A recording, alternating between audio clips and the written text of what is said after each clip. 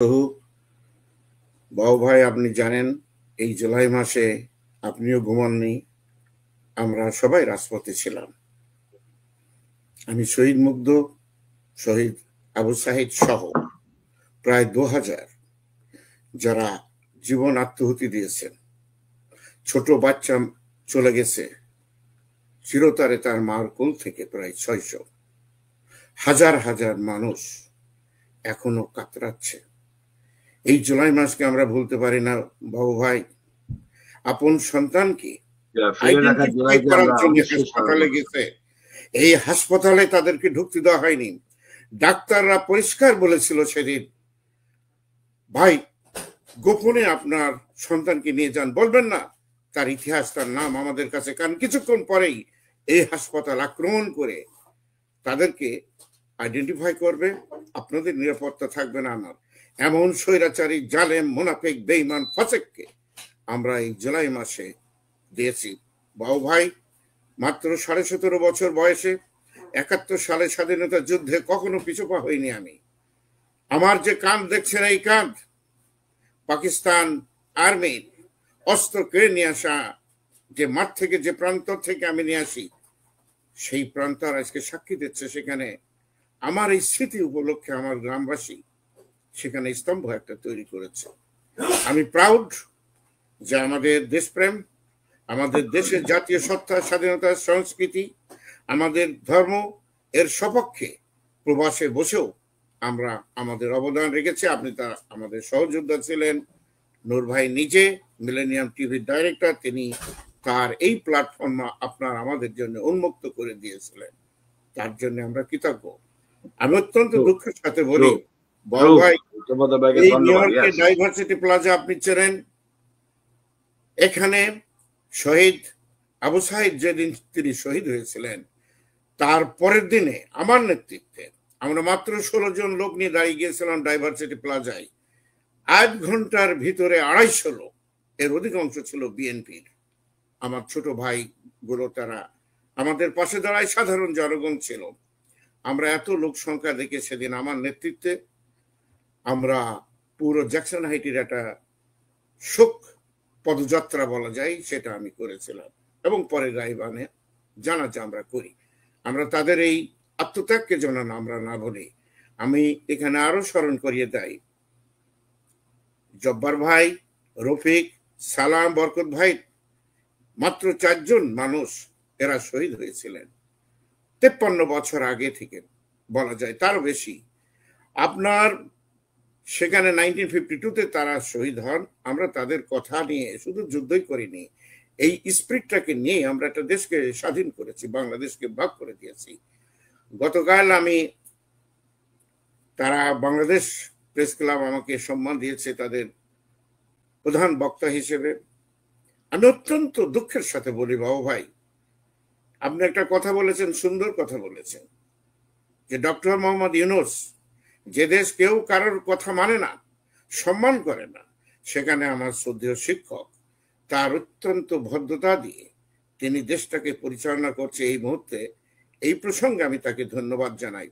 আমি কালকে দেখেছি মুনাফিকি বক্তব্য, কিন্তু বাবু ভাই আপনি আমাকে চেনেন, আল্লাহ এই শক্তি সাহস প্রথম থেকেই যেমন দিয়েছে, আমি আল্লাহ পাকের কাছে বলি যে আল্লাহ আমার এই শক্তি সাহস এবং বক্তব্যের তেজস্বিতা যেন সারা জীবন আমাকে তিনি দেন। আমি অবাক হয়েছি, কনসাল জেনারেল নিজে সেখানে ছিলেন, তিনি নিজে কোনো একবার তাদের মাগফিরাত কামনা করেননি, এদের কথা স্মরণ করেননি। এই জুলাই মাসে আমি তীব্র নিন্দা করেছি তার।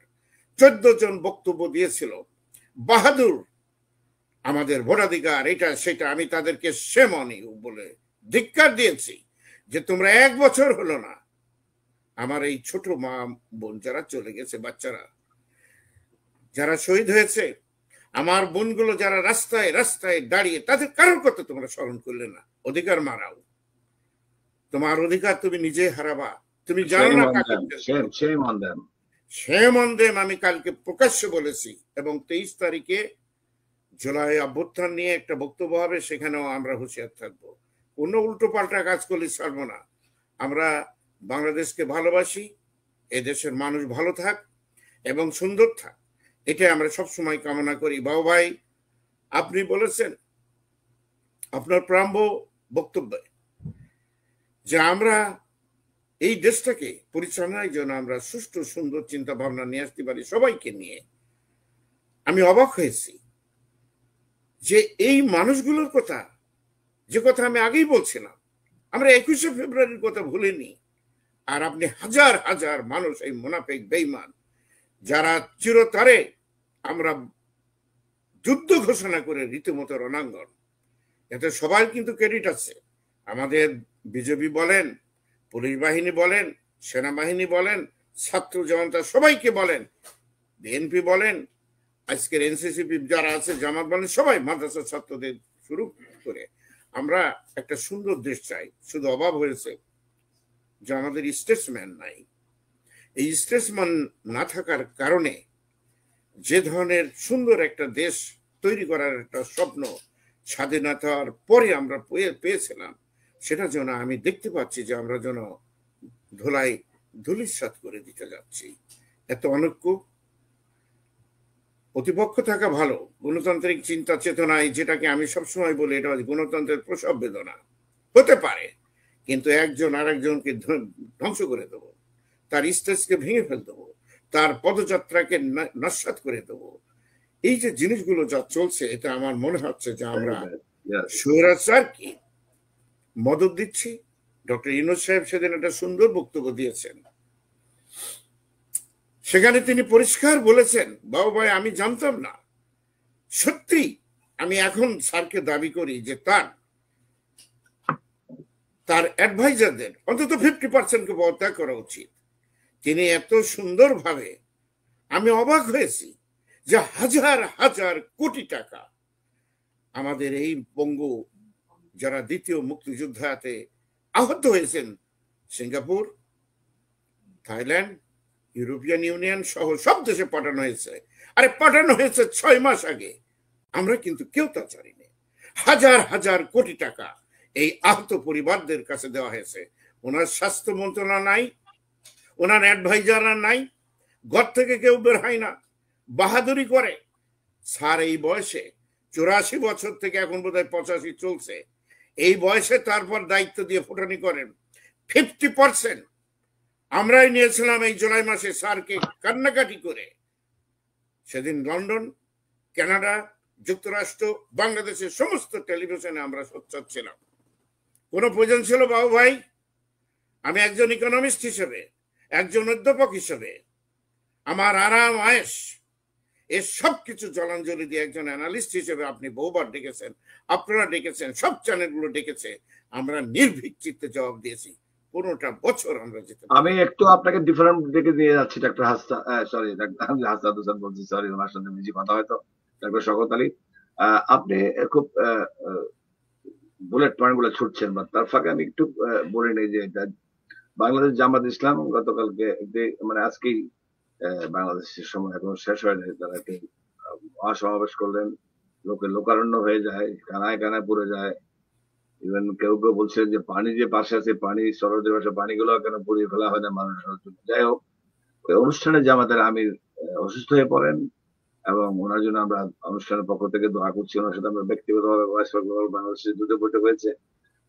হি is a fantastic person to me, to our organisation.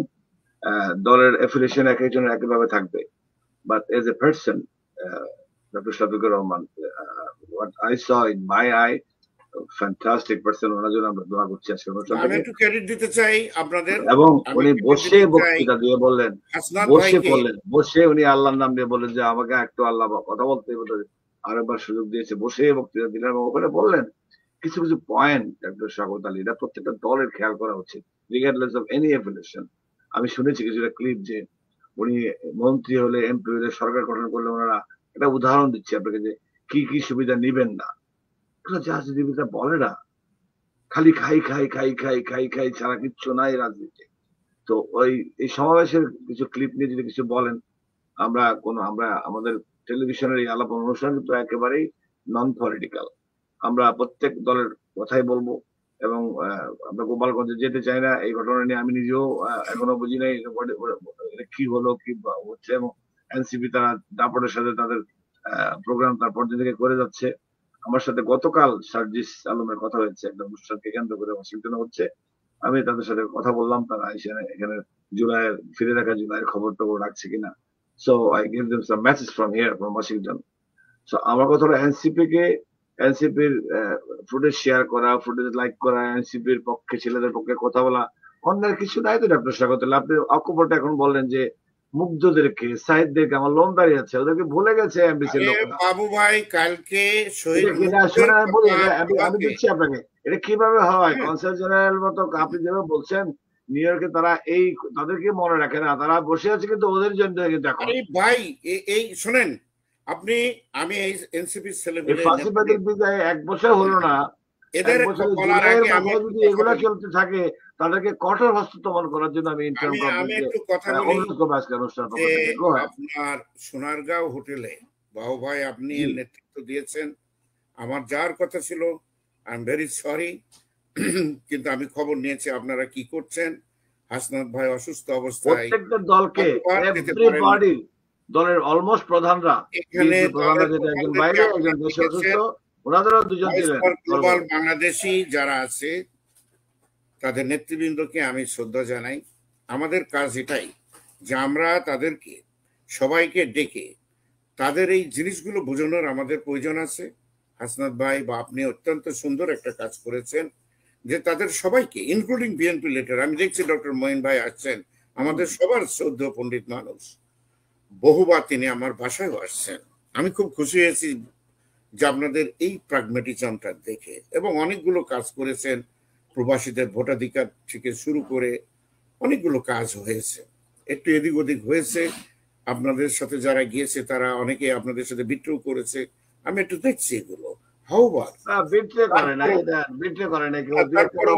তারপরে যে কাজটা হয়েছে এটা ভালো। আমি ক্লিয়ার করে দিই, এটা টেলিভিশন দেখা যাচ্ছিল, বিট্রে করে নাই, কথাটা আপনি সুন্দরভাবে বলেন যে ব্যক্তিগত ভাবে কেউ কেউ তাদের ক্রেডিট নেওয়ার চেষ্টা করছে, এগুলো তো লাভ নাই, মানুষ তো বোঝে। রাইট। তো এই কাজটার জন্য বিশেষ করে হাসনাত ভাই অত্যন্ত অসুস্থ অবস্থায় তিনি গেছেন। সবসময় আমি খবর নিতাম হাসনাত ভাই কি করবেন, কি অত্যন্ত অকপট ভাবে ঘন্টার পর ঘন্টা তিনি ব্যাখ্যা দিয়েছেন। আমি এই টেলিভিশনে আপনার মাধ্যমে আমি ক্ষমা প্রার্থী, আবার যাব ইনশাল্লাহ। যে কাজগুলো বাকি আছে, আমাদের নেক্সট রেসিডেন্স হবে ইয়াতে, মালয়েশিয়াতে ডিসেম্বরে। তো সেখানে এমনি বাংলাদেশেও আমরা যে সেখানে কথাবার্তা বলবো, যদি কোনো অসমাপ্ত কাজ থাকে আমার পক্ষ থেকে যদি করা সম্ভব, নিশ্চয় ভয়েস ফর গ্লোবাল বাংলাদেশের পক্ষে আমরা যেভাবে কথা বলেছি কানাডা কনফারেন্সে বা অন্যান্য জায়গায় যারা গিয়েছেন তাদের সবাইকে ধন্যবাদ। এবং আমাদের এই সবাইকে যে কাজটা আপনি নিয়ে আসছেন, প্রায় প্রত্যেকটা দলের প্রধানদের স্টেজ দিয়েছেন, ডেকে নিয়ে আসছেন, আমরা চাই সবার ভিতরে একটা ঐক্যবদ্ধ রাজনৈতিক প্রয়াস বা চিন্তা ভাবনা ফিরে আসুক, যাতে দেশটা সুন্দর হয়। আর তা যদি আমরা না পারি, স্যার যেমন বলেছেন মাত্র 4-5 দিন আগে বক্তব্য বলেছেন যে আপনারা এমন কোনো কিছু করবেন না যে পতিত সরকার বা স্বৈরাচারী সরকারের মদত পায় বা তারা উৎসাহ পায়, এ ধরনের কোনো কাজ করবেন না, কথা বলবেন না। তো আমি খুব অবাক হয়েছি যে স্যারের এই জিনিসগুলো ফলো আপ হচ্ছে না। তার ফরেন পলিসি, তার যে অ্যাডভাইজার যারা আছে, তার কনসুলেট যেগুলো আছে, আমি এখনো দেখেছি, কালকে আমি প্রতিবাদ করেছি যে 15 বছর ধরে পা চেটেছে যে আপনার স্বৈরাচারকে, প্রবাসের এই মানুষগুলো, কালকে ওই স্টেজে দেখে উঠে বললেন কি বলেন আপনি, নামেন স্টেজ থেকে, ফালতু কথাবার্তা। উনি অধিকারের জন্য আসছে, কাগজ দেখিয়েছেন। 15 বছর কোথায় ছিলেন? কবে আপনি শহীদদের নিয়ে কথা বলেছেন? আজকে বক্তৃতায় আপনি শহীদদের প্রতিনিধি। ভাই আমরা কিন্তু প্রতিবাদ করব, আমাদের কাজ কি, আমাদের চাপ আর কিছুই নাই। এই মুনাফিক বেঈমানরা দেশে এবং দেশের বাইরে যারা আছে তাদের বিরুদ্ধে আমরা রুখে দাঁড়াবো। যাই হোক, আপনি যে কথাটা বলছিলেন, আমি অ্যাওয়ার যে কক্সবাজার এই প্রোগ্রামে বিএনপি তো একটা বড় দল, এই ভিতরে কিছু লোকজন থাকবে। প্র্যাকটিক্যালি আমি যে কথা বলি, আমি নিজের একজন, যদিও কোনো দল এটা করিনি, তবে আমরা জিয়া রহমানের যে ওপেন মার্কেট ইকোনমির, আমি একজন ইকোনমিস্ট হিসেবে তার প্রতি সারা জীবন কৃতজ্ঞ। এবং এ ব্যাপারে তো আমার বই রয়ে গেছে, বক্তব্য রয়ে গেছে, আপনি বহু সেমিনারও করেছেন এই বিষয় নিয়ে, আমরা ক্লিয়ার বলেছি শহীদ রাষ্ট্রপতি জিয়ার আদর্শ যদি ফিরে না আসে এই দলের ভিতরে, এই দলটাই ধ্বংস হয়ে যাবে। এবং সাথে সাথে বাংলাদেশের আরেকটা জিনিস লক্ষ্য করছি ডাক্তার হাসান, সরি আমার ওনার নাম চলে আসে, ডাক্তার শওকত আলী, যে কেউ টলারেট করতে পারে না একজনের। আপনি যদি ডেমোক্রেসিতে ডক্টর শওকতকে আমি বলবো, ডক্টর শওকত সারা প্রতিষ্ঠাকে বলবে পাল্টাপাল্টি, এটাই তো ডেমোক্রেসি। এটা আপনার কেউ নিতে পারছে না ক্রিটিসিজম নিতে পারতে হবে, চামড়া মোটা করতে হবে। ফ্যাসিস্টরা নাই এখন, আপনার নিজেরা মারামারি করে তো জিনিসটাকে নষ্ট করার চেষ্টা করতেছিলেন অনেকেই। সো ওটা যেন না করা হয় সেই জন্য আমরা আহ্বান জানাবো সব দল। বাংলাদেশের পক্ষ থেকে আমরা এই কথা তো বলে বলবো যে আমরা আপনার দলের ব্যানারে আপনারা কি করবেন, আপনাদের প্রত্যাশা কি, আপনার টক শোতে ডিবেট করেন প্রার্থীরা, আপনার নির্বাচনে কি কি দিতে পারবেন মানুষকে, কি কি চুরি বাটপারি বন্ধ করবেন, কিভাবে আপনার বাটপারি বন্ধ করবেন, চাঁদাবাজি বন্ধ করবেন, আর টেন্ডারবাজি বন্ধ করবেন। এবং তদবির আমি দেখে আসছি ডক্টর শওকত আলী 3 সপ্তাহে, তদবির কাকে বলে মনে হয় যে ডক্টর ইউনূসকে পেয়ে বসে তদবিরের জন্য। 30টা কাজ যদি কেউ হাতে নেয় তদবিরের, একটি হচ্ছে, 29টা হচ্ছে না, তার মানে ওনারা করছে না।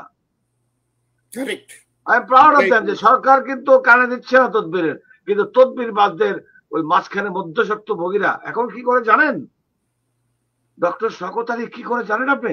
এখন নাকি স্পন্সর হয় তদবিরের। আরে আমার জীবনে শুনি নাই। আমি বুঝিয়ে বলি দর্শকদেরকে, আপনারা শুনবেন এবং এগুলা অ্যালাউ করবেন না কোথাও সারা বিশ্বে, যারা যেখান থেকে দেখছেন বাংলাদেশে যেগুলো হচ্ছে, আপনারা এগুলা বলবেন কথা যে সারা হোল ওভার দ্য ওয়ার্ল্ড কোনার থেকে, বিভিন্ন কোনা থেকে আমরা বলতে পারি যে মনে করেন ডক্টর শওকত আলী একটা সচিব, বা আপনি চেয়ারম্যান, বা আপনি পুলিশের সুপার, বা আপনি আইজি, বা আপনি যেটা বড় ধরনের পদবী, বা আপনি ডিসি, এসপি, আপনাকে চেঞ্জ করার জন্য থার্ড পার্টি 2-3 জন স্পন্সর হয়ে যাচ্ছে। আমরা যেরকম অনুষ্ঠানে স্পন্সর করি রুনালনা প্রোগ্রামে বা একটা বড় ইভেন্টে, স্পন্সরশিপ দেই আমরা, যে স্পন্সর আমাদের গ্র্যান্ড স্পন্সর, টাইটেল স্পন্সর, এরকম স্পন্সরশিপ হচ্ছে এখন। যে টাকাটা যে পরিবর্তন চাচ্ছে বা যে ট্রান্সফার চাচ্ছে সে দিবে না, দিবে থার্ড পার্টি, তাকে বসিয়ে তারপর এটা সুবিধা নিবে। এটা তো আমার জীবনে প্রথম দেখলাম, থার্ড পার্টিরা স্পন্সর দিয়ে তদবির চালু করে দিয়েছে। এগুলো those need to stop right of way. আমি শুনেছি সরকার জন্য তাদেরকে একদম পুলিশে ধরিয়ে দেয়, কারণ বাংলাদেশের মতো জায়গায় একটু হবেই আপনার এটা সেটা ব্যবসা চিন্তা ভাবনা ট্রান্সফার, এগুলো মানুষ বলবে ভাই আমার এই সুবিধা নিয়ে যেতে পারবে না আপনি একটু ক্ষমতা থাকলে, কিন্তু সেটা কেন স্পন্সরে চলে গেল কেন? আপনাকে আমি স্পন্সরশিপ দিচ্ছি, আমার এই বদলিটা করে দেন। What a wonderful negative